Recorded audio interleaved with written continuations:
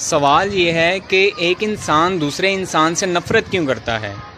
रंग की वजह से, नस्ल की वजह से, कद की वजह से, ज़बान की वजह से या मज़हब की वजह से। एक ऐसी सोसाइटी जहाँ पर हर मज़हब के लोग रह रहे हों, वहाँ पर इस बुनियाद पर नफ़रत करना कि उसका मज़हब वो नहीं है जो मेरा मज़हब है, तो वो सोसाइटी कैसे कामयाब हो सकती है? अब मिसाल के तौर पे एक बच्चा जब पैदा होता है तो उसका मज़हब क्या होता है?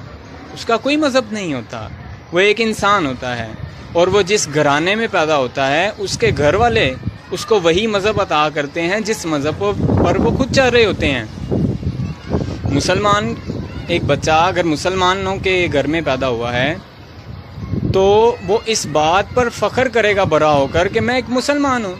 इसी तरह से अगर एक शख्स, एक बच्चा जो ईसाइयों के घराने में पैदा हुआ है तो वो इस बात पर फ़ख्र करेगा कि मैं ईसाई हूँ।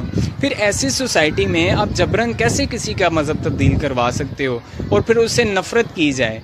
अब ये जो ईसाई लोग हैं ये तो अहले किताब हैं और अहले किताब के साथ तो खाना भी जायज़ है।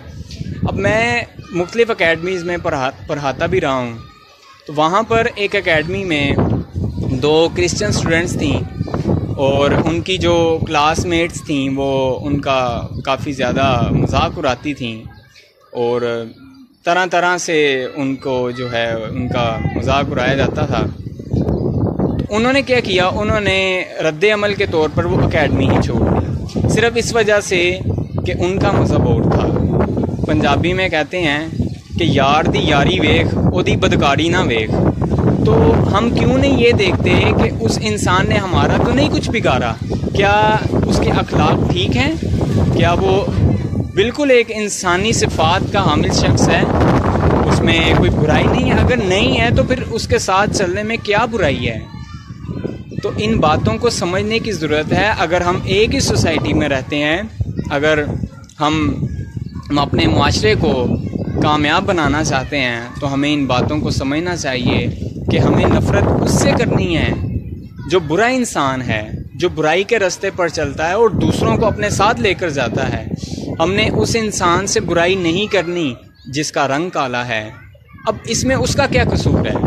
यानी एक इंसान है वो काला है, अब उसका जो क्रिएटर है, जो खुदा है, खालिक है, उसने उसको वो रंग अता किया है, तो जाकर फिर खुदा पे पर्चा कटवाओ ना कि भाई तुमने उसको काला रंग क्यों दे दिया। अब कुछ लड़के होते हैं उनकी आवाज़ बारीक होती है, अब उनका मजाक उड़ाया जाता है सोसाइटी में। अब जो हम लोग मजाक उड़ाते हैं ऐसों का, उनके अंदर की जो हालत होती है वो हम नहीं समझते। हमें वक्ती तौर पर बड़ा मज़ा आ रहा होता है कि यार देखो फ़न हो रहा है, इंजॉय हो रहा है। हम ये नहीं देखते कि इसके बाद में साइड इफ़ेक्ट्स क्या होंगे, वो इंसान बाद में किस हद तक जा सकता है। तो इन बातों को समझें, लोगों के साथ चलें, प्यार मोहब्बत के साथ चलें।